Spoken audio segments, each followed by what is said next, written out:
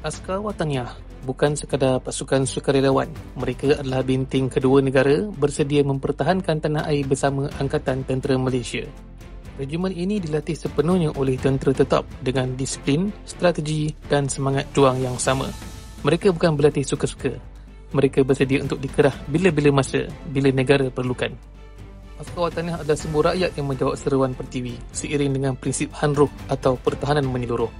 Ia bukan hanya tentang senjata, tetapi tentang penyertaan semua rakyat dalam menjaga keselamatan negara.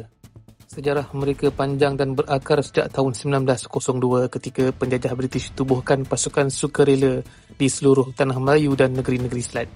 Dalam Perang Dunia Kedua, zaman darurat dan konfrontasi dengan Indonesia, mereka bangkit mempertahankan tanah air. Mereka pernah dikenali sebagai Home Guard, pelindung di kampung, di bandar, juga di sempadan. Tahun 1958 menyaksikan kelahiran semula mereka sebagai Askar Wataniah Malaysia, kini sebagai komponen rasmi pasukan simpanan tentera darat. Latihan mereka bukan sekadar teori, mereka diajar untuk bertindak pantas, tangkas dan berstrategi. Setiap anggota dari pegawai hingga ke peringkat akar umbi digilap kemahiran ketenteraan seperti menembak, medan pertempuran, tactical unit, komunikasi dan lebih lagi.